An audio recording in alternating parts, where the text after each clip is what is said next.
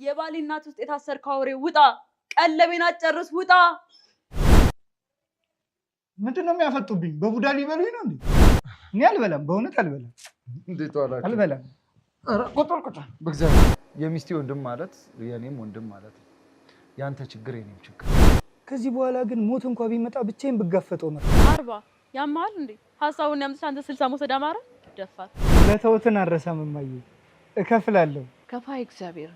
ምን እያደረግሽ ነው እማዬ? ምን እያደረግሽ ነው? ምን አደረኩ? በቅርቡ ከስጋቱ እገላግሎታለሁ። ምን አርግ? አልለቅሽም። ምን እንዳታመጣ። አሁን የምነግርህ ነገር ምናልባት ህይወቴን አደጋ ላይ ሊጥል ስለሚችል። ምንድነው ያንቺን ህይወት አደጋ ላይ የሚጥለው?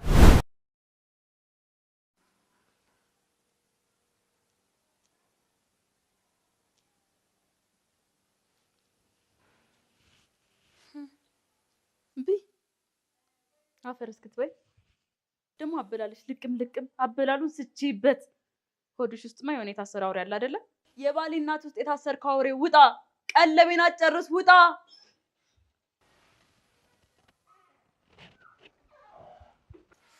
አንተ ነህ እንዴ?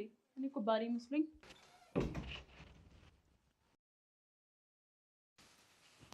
ወንድምሽ ነኝ። ደነገጥሽ እንዴ? ገባኝ። የባልሽን እናት ቁም ስቅላቸውን ስለምታሳያቸው እሱ የመጣ መስሎሽ ነው የደነገጥሽው? ጥሩነት ለራስ ነው። ጥሩ ሁኚ። እንዴት ነው እማዬ? ይበቃውታል። ደግሞ እስቲ አሁን እኛ እንብላ።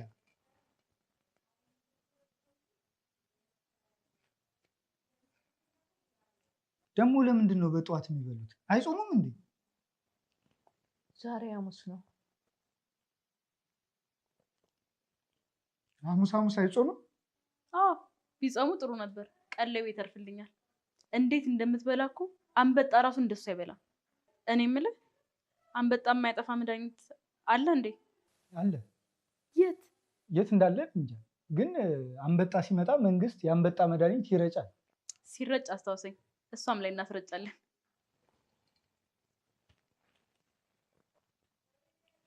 ምንድን ነው የሚያፈጡብኝ? በቡዳ ሊበሉኝ ነው እንዴ? ትፉልኝ! ትፉ! ቶ ቡዳ!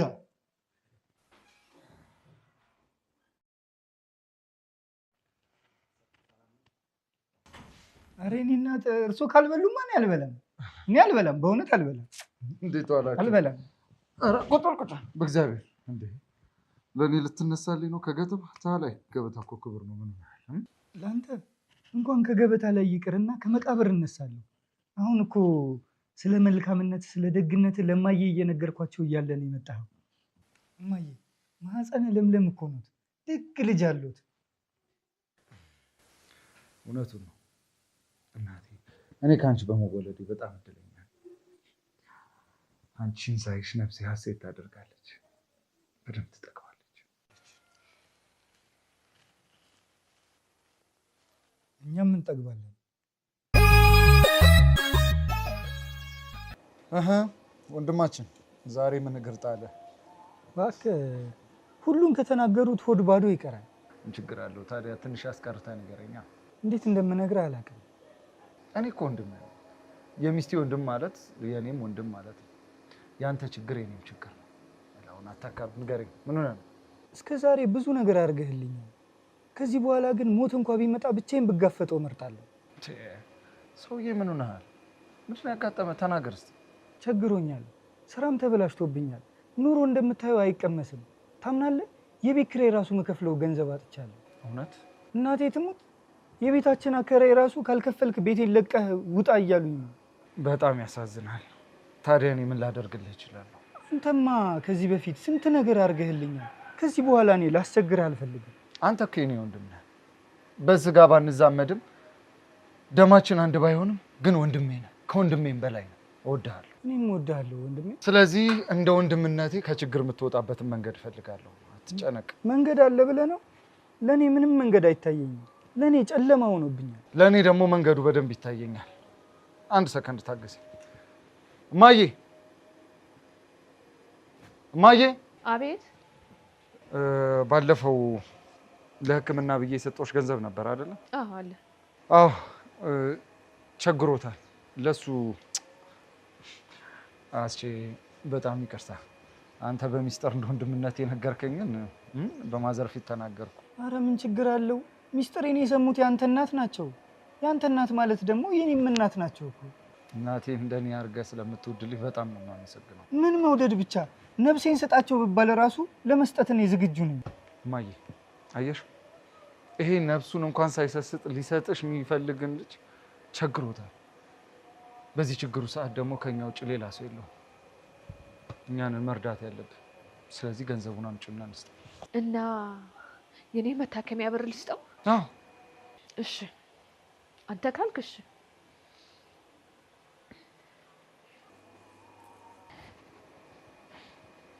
ኦ ሶሪ፣ አንድ ይሄን ስልክ ማውራት አለብኝ። መጣሁ።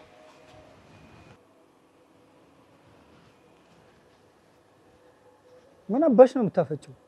አይ ገርሞኝ ነው። ምንድን ነው የገረመሽ? ፀጉርህ አጠረ እንጂ እህትህን ነው የምትመስለው። እሷ እኮ እንደኔ ቆንጆ አይደለች። መልክህን አይደለም ያልኩት፣ ልባችሁ፣ አስተሳሰባችሁ አንድ አይነት ነው። ሁለታችሁም ጨለማ ነገር ነው የምታስቡት። ስነ ስርዓትሽን ያዢ። ያለቃሽ ወንድም ነኝ። ለኔ ክብር ይኖርሽ። የኔ ጌታ ብለሽ ጥሪ። የኔ ጌታ ስለ ክብር ልታስተምረኝ ባልሆነ አስተምርሻለሁ። እርሶ ከደካማ ላይ የመታከሚያ ገንዘብ እየወሰዱ ስለ ክብር ማውራት የለቦትም። ትሰሚኛለሽ? ካሁን በኋላ በክብር የማታወሪኝ ከሆነ አልለቅሽም። ምን እንዳታመጣ። እናቴን እረዳለሁ ብለሽ አይደል እንደዚህ የሰው ቤት የምትሰሪው? አዎ የምትሰሪበትን እጅሽን ሰብሬልሽ በእናትሽ እንድትጦሪ ነው ማድረግሽ። ትሰሚኛለሽ? እሰብርሻለሁ፣ እሰብርሻለሁ።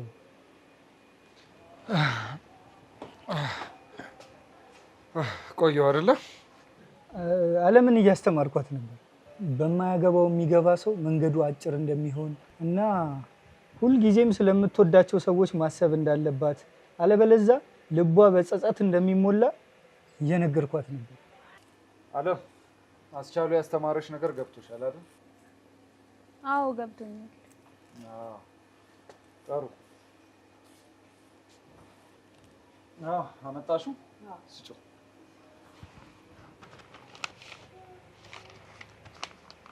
ውለታዎትን አልረሳም እማዬ፣ እከፍላለሁ። ከፋይ እግዚአብሔር ነው።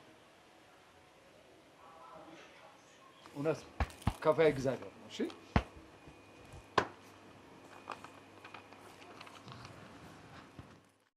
ሲያዩት ደህና ይመስላል። ጀዝባ እኮ ነው። ቸገረኝ ስትለው ያለውን ገንዘብ ጠቅላላ ወጥቶ ሰጠህ አይደለ? ሰጠኝ። ግን ሁሌ ጥያቄ የሚሆንብኝ ነገር ለምንድን ነው ያገባሽው? ጀዝባ ስለሆነ። አንድ ቀን ግን ማንነታችንን ያወቀ ጊዜ አንበሳ እንዳይሆንብሽ ነው የምፈራው። አታስብ፣ አንበሳው ምንም እንዳያመጣ ከእግሬ ስር በማይበጠስ ሰንሰለት አስሬዋለሁ። እሺ የኔውድ ምን ጠፋሽ? እዚህ ነሽ እንዴ? ወዴ ፈለከኝ? ታዲያ ምሳ ሰርቼ ልዕልቷ የታለች ሳላጎርሳት እያልኩ ጠፋሽብኝ። ለእኔ ምግብ ትሰራልኛለህ፣ የወንድሜን ችግር ትቀርፋለህ። ቆይ አንተ ምንድን ነህ? ሰው ነህ መላክ ነህ? ሰው ነኝ፣ የሰውም ሰው። መልካምነትንም የተማርኩት ከሆነ ከአንቺ ነው። አንቺ እኮ እጹብ ድንቅ ነሽ። በጣም መልካም ሰው ነሽ። ገንዘብን ሳይሆን ፍቅርን ነው የምትፈልጊው።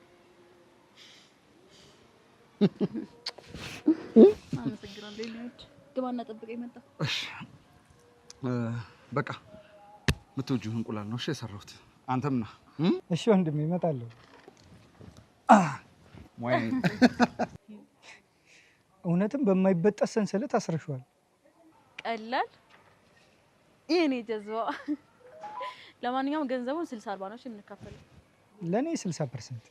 40 ያማል እንዴ? ሀሳቡን ያምጥሽ አንተ 60 መውሰድ አማረ? ደፋር። ለማንኛውም ና የተሰራልኝ እንቁላል ነው። እቺ ዓለም ለክፉ ሰዎች ነው የምትሆነው ያልከው ሰውዬ እውነትህን ነው። የት አይነት ቆንጆ ምግብ እንደሰራሁልሽ። እማ ላጉርስሽ እንዴ? አጉርሳቸው። ነገሩ ጠዋት ጥግብ ብሎ ነው የበሉት። ጠግቤ ያለው የኔ ልጅ ይቅርብኝ። ይብሉማዬ፣ ቆንጆ እንቁላል ነው። የሰው ልጅ በምግብ ብቻ አይኖርም ሲባል አልሰማህም? ሰምቻለሁ። እኔ ግን ያለ ምግብ መኖር አልችልም። የሰው ልጅ ነው ያልኩት። አንተ የሰው ልጅ አይደለህም እያሉኝ ነው? መናገሩን አቁምና የማይናገረውን በላ። ይቅርታ የኔ እናት፣ ቤቶ መጥቼ አስቸገርኩት አይደል?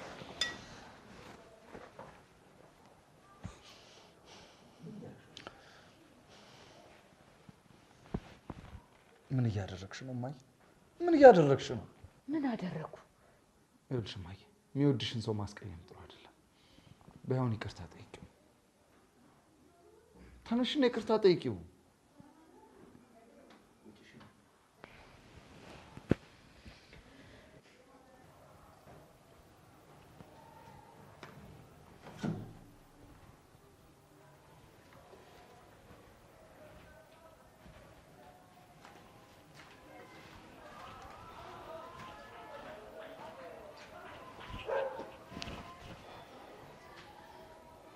ይቅርታ የኔ ልጅ።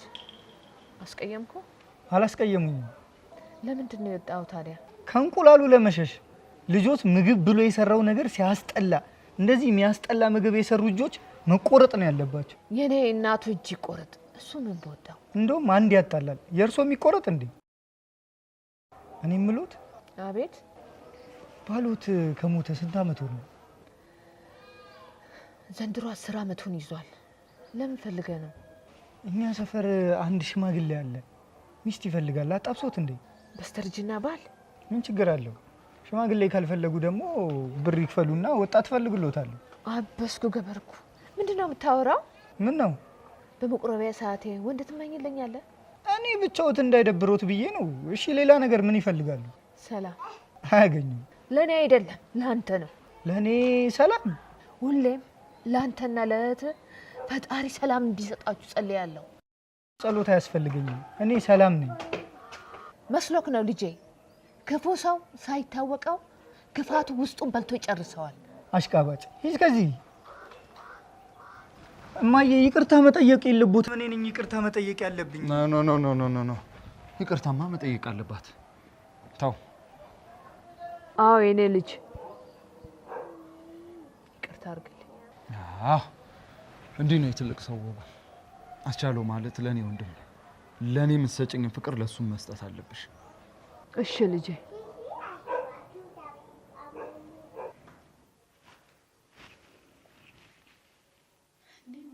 ምን አስደነገጠሽ?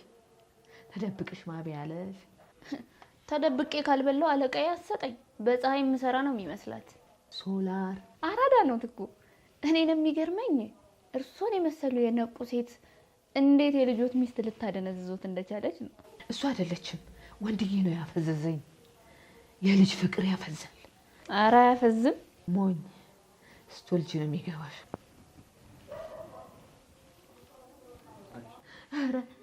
ኧረ ዛሬ ነው እንዴ መብላት የጀመርሽው? ኧረ እንዳያንቅሽ ቀስ ብለሽ በይ። የልጆት ሚስት እጅ አንቆ ከሚገለኝ ምግቡ ድፍት ቢያደርገኝ ይሻለኛል። ቆይ እማዬ፣ ላንቺ ሰርቼ ያስቀመጥኩት ነው። ይህን ስራሽን ካወቀች ግን ታባረኛለች። አዎ አባረኛ። ሲሰደቡ ክብሮት ሲነካ ማዳን አልቻልኩም። ሲራቡ ግን ዝም ብዬ ማየት አልችልም። ካወቀች ግን ነግሬሻለሁ። አታውቅም። ቤት ውስጥ የእሷ ስልጣን ነው፣ ኩሽናው ደግሞ የዓለም ግዛት ነው። አታውቅም። ዝም ብለው ይብሉ። ሆዴ በላ። አይምሮዬስ ግን አይምሮት ምን ሆነ? ቀጣይ ምን ይፈጠራል እያልኩ በስጋት አለብኩኝ። እርሶ ይብሉ። በቅርቡ ከስጋቱ እገላግሎታለሁ። ምን አርገሽ?